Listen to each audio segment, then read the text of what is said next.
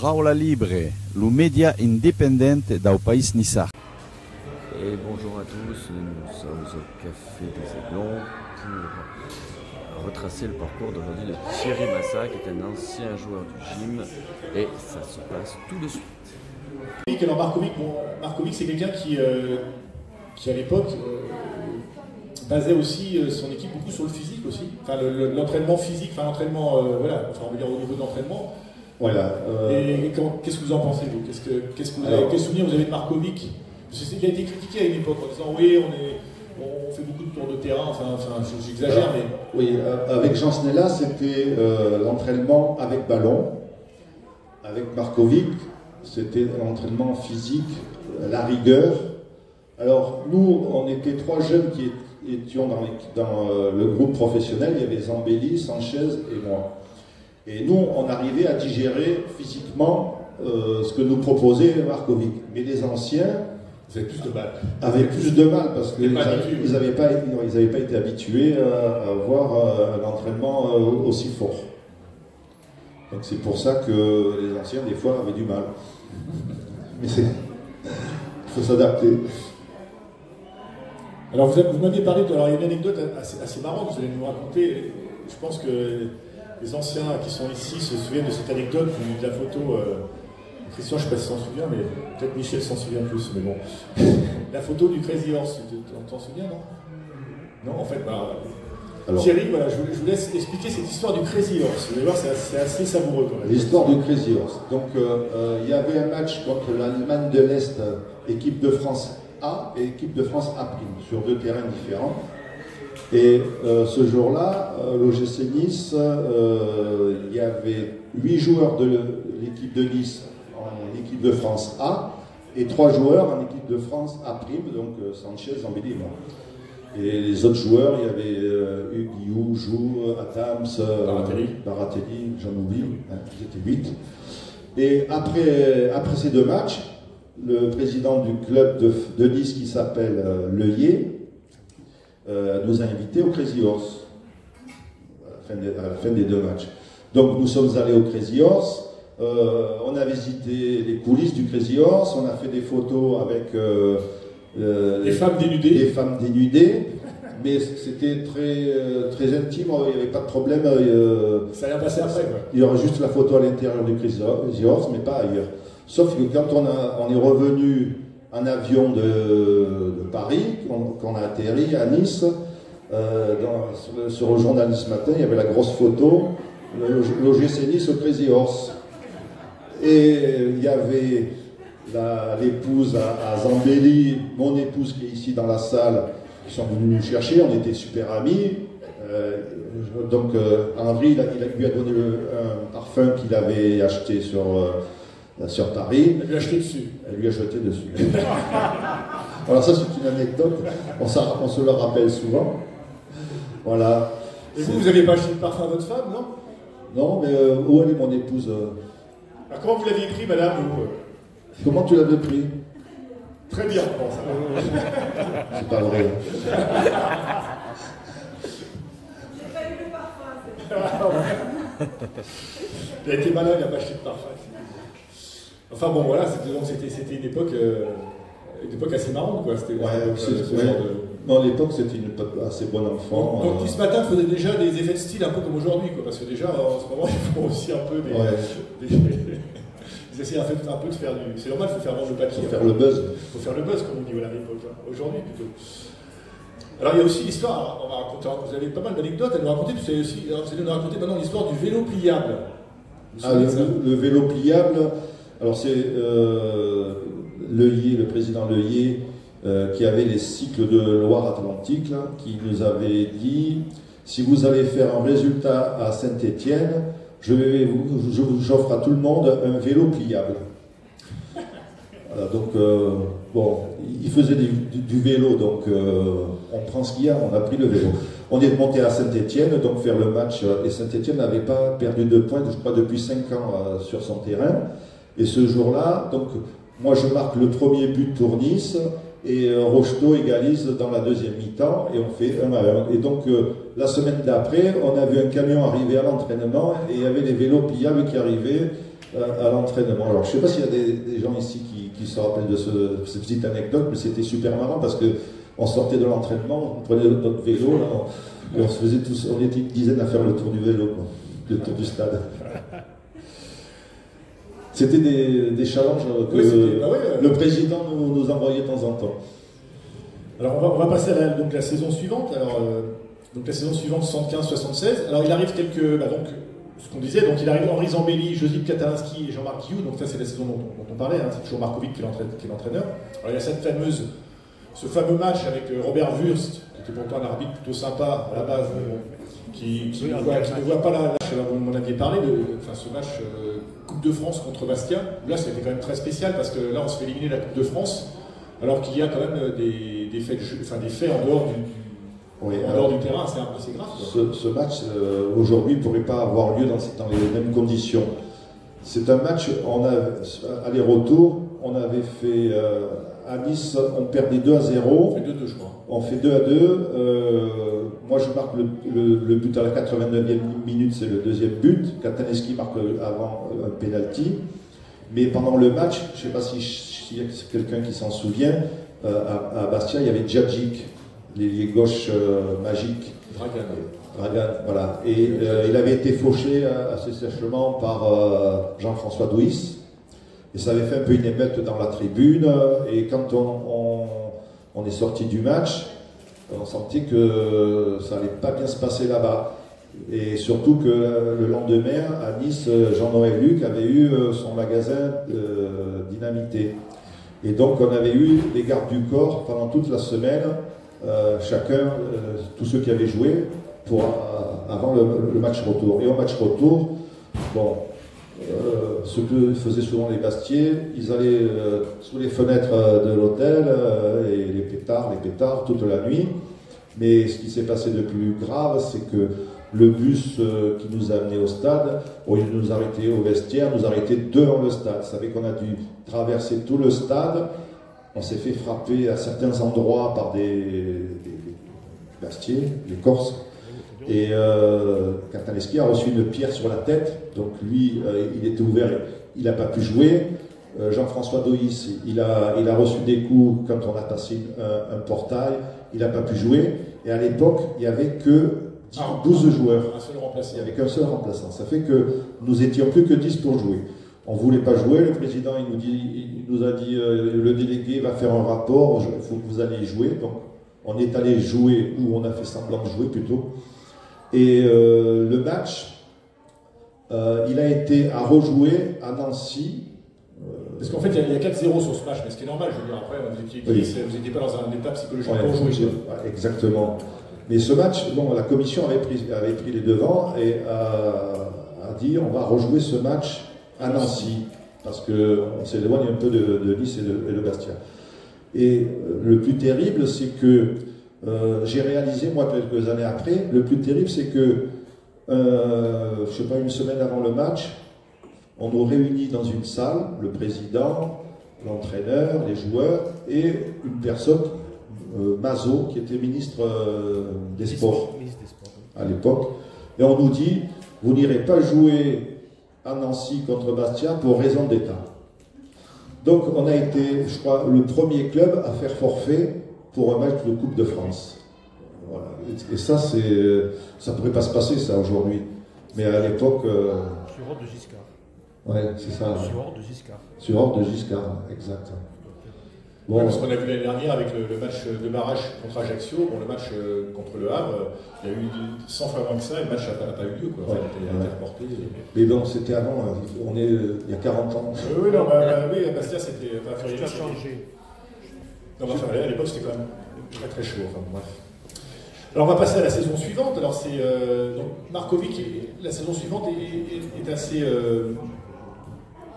compliquée, puisqu'en fait Markovic est remplacé par Jean-Marc Guillou, qui fait le rôle d'entraîneur-joueur à l'époque, oui. Puis par Léon Rossi, avec l'arrivée, on a quand même l'arrivée de deux grands joueurs qui sont, vous avez dû apprécier, je pense, Nedad Djekovic, bien sûr, qui marque 19 buts cette saison-là, et Namatingé Toko, qu'on a reçu aussi, tous les deux.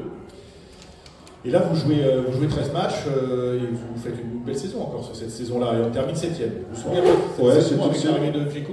Oui, Bieco, c'était un joueur de talent, ben, tout le monde le connaît, la classe pure. Hein.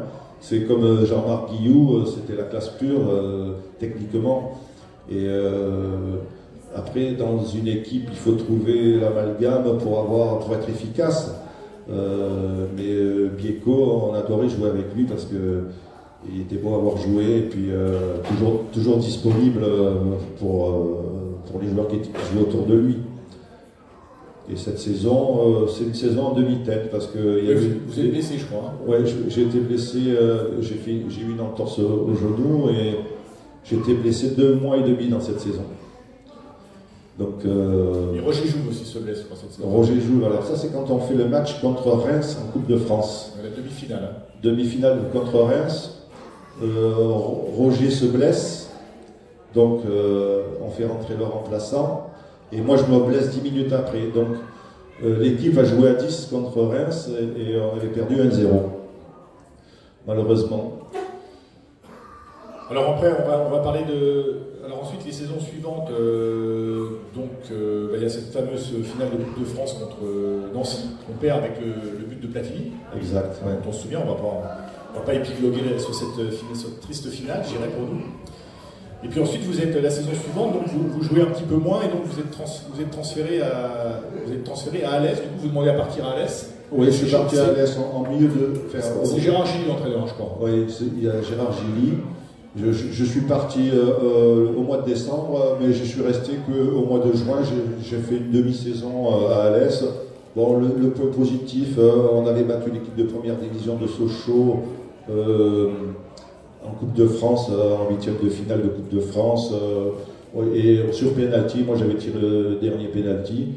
Voilà, c'est le souvenir que vous avez d'Alès. Voilà, d'Alès, parce que bon, quand on reste 6 mois dans un club, on n'a pas énormément de souvenirs. À part que autour de moi, il y avait des joueurs très sympas, comme Gilly, comme Chazareta, Pasqualetti. Oui, à l'époque, Gérard Gilly était joueur, il n'était pas entraîneur. Il était gardien de but. Oui, c'est vrai, exact. Gardien de but, oui. Alors ensuite, tranquillement, vous arrêtez votre carrière et vous occupez. Je crois que François Léotard, vous jouez un petit peu à Muret, puis François Léotard vous demande de vous occuper, alors tenez-vous bien, de l'Olympique Méditerranée de Fréjus-Plage. Alors c'est un club de vacances, c'est quoi ça? Presque. Non. C'est-à-dire qu'à Fréjus, il y avait un club de football qui s'encroutait. Donc François Léotard m'a demandé il y avait un club de quartier, de faire un peu une opposition à ce club de football qui s'encroutait. Et donc il m'a demandé de venir pour mettre en place le football de partout, pas que dans le club, dans les écoles, sur les quartiers, etc. Juste pour précision, François Léotard c'était le maire de Fréjus de l'époque, hein, oui. RPR ou ministre de la Culture. Oui, oui. Absolument. Et donc le club que j'ai monté, disons, eh bien, il est monté au même niveau que l'autre club. Et donc, à un moment donné, il fallait rassembler les deux clubs. C'est ce qu'on a fait. Et c'est pour ça qu'on est arrivé à monter une structure pour les jeunes et pour le club qui tiennent la route et où les personnes se retrouvaient un petit peu ensemble. En 2009, d'ailleurs, Fréjus a ensuite fusionné avec Saint-Raphaël pour créer l'étoile Fréjus-Saint-Raphaël. Absolument. Je crois que c'est ce qu'il y avait de mieux à faire parce que les deux villes se touchent, il y avait deux clubs, c'était une grosse rivalité, c'était pas très sain. Voilà, ça a permis de monter un club un peu plus structuré aujourd'hui. Beaucoup plus structuré. Il va d'ailleurs avoir un nouveau stade prochainement. Absolument. Il va y avoir. Vous êtes fréjusien encore, hein, toujours, vous êtes toujours. Je suis toujours fréjusien, oui. Donc et puis on vous voit souvent au match, en fait, moi je vous vois souvent dans la tribune, on se croise souvent. Ouais, vous faites à chaque fois, tous les 15 jours, la route de Fréjus en fait. Absolument. Voilà. C'est pas trop compliqué. Je suis resté 20 ans en tant que directeur général du club de Fréjus, donc j'ai quand même encore dans mon cœur Fréjus Saint-Raphaël, pour moi c'est la même chose. Moi aussi j'ai fait un petit tour là-bas, et vous connaissez bien Antoine Mancino alors? Antoine Mancino qui était le secrétaire du club, avec qui j'ai travaillé, oui, absolument. On le salue d'ailleurs. Alors, parlez-nous un petit peu de... Vous avez connu le Ray, maintenant vous connaissez bien sûr l'Alliance Riviera, et puis même si on regrette bien sûr cette ambiance au Ray, enfin cette proximité avec le public, je dirais, mais bon, c'était nécessaire. Et vous avez visité le nouveau centre d'entraînement également. Parlez-nous un petit peu de ces deux avancées.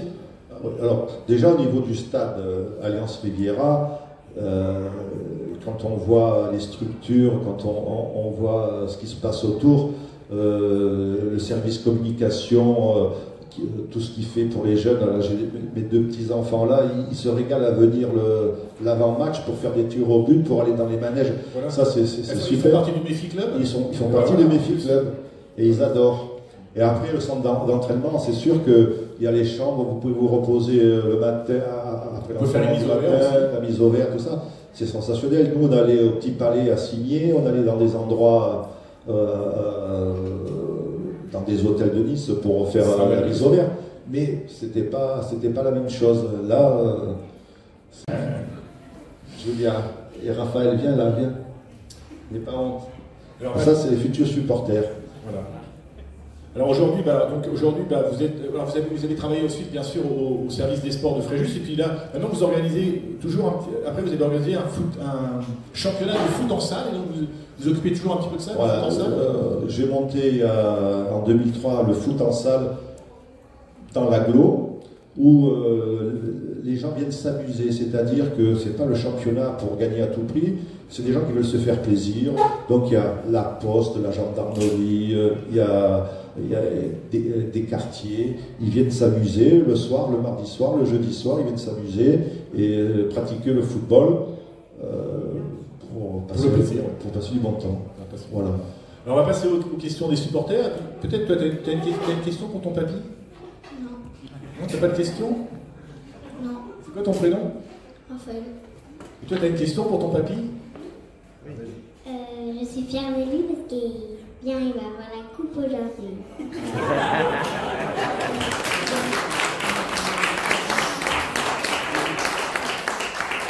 C'est quoi ton prénom? Julia.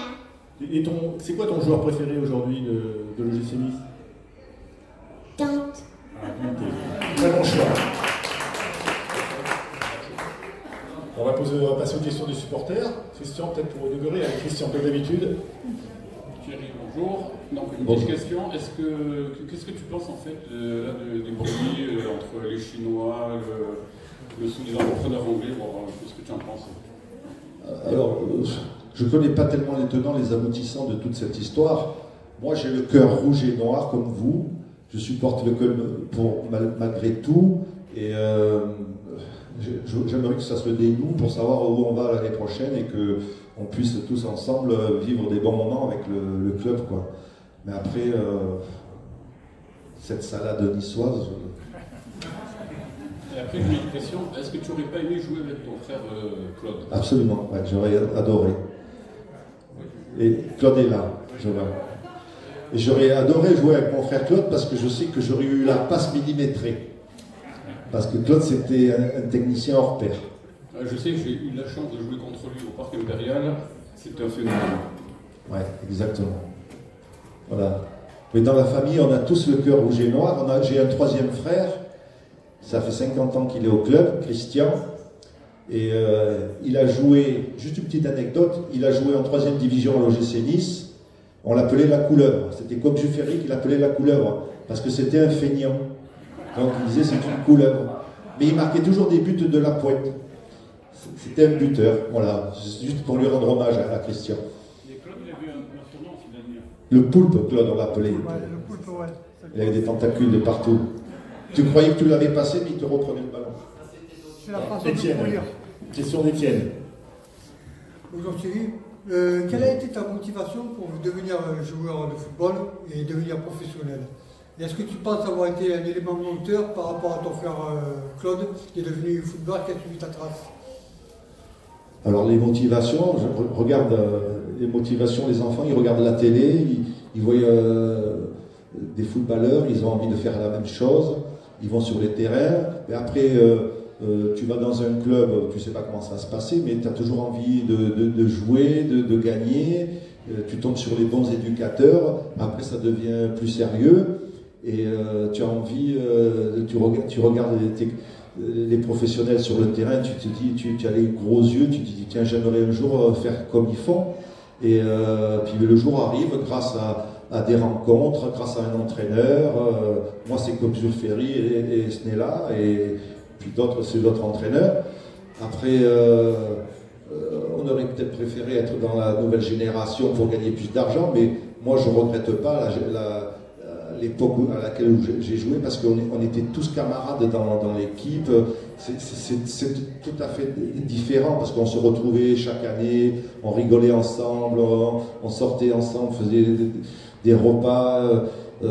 Chaque époque a ses avantages, mais on regrette rien. C'était une époque, quand on se retrouve dans la tribune, c'est un grand plaisir de retrouver les anciens. Des fois, Roger me dit, tiens Thierry, tu devrais venir à Jean-Lépin, on joue au boule. Dario, Pedro, qui lui dit, mon épouse, elle aimerait bien voir ton épouse. Tu vois, il est resté des liens entre notre génération, et pourtant, ça fait 40 ans, déjà, 45 ans, mais quand on se retrouve, c'était comme si c'était hier. Voilà. Une dernière question? Ah, allez, Christian. La troisième. Est-ce que tu as un but particulier que tu as marqué avec Nice qui te tient le plus à cœur? Alors, le premier but que j'ai marqué en championnat, c'est un centre de Loubet, donc je ne sais pas si tu te rappelles de Loubet, et je fais une reprise de volée, c'était contre Metz, et vous regarderez sur les articles que j'ai amenés, il y a marqué Eriksson qui pleure et Massa qui rit, parce que je suis rentré à la mi-temps, 0-0, j'ai remplacé Eriksson, et vers la 80e minute, je fais une reprise de volée. Hola, mio bella Nisa, regina dei flu, li ti Torisa, io canterai tu giù, cantai di montagna, io ti t'enri de cor, li ti verdi campagna, li ti un gran soleil d'or.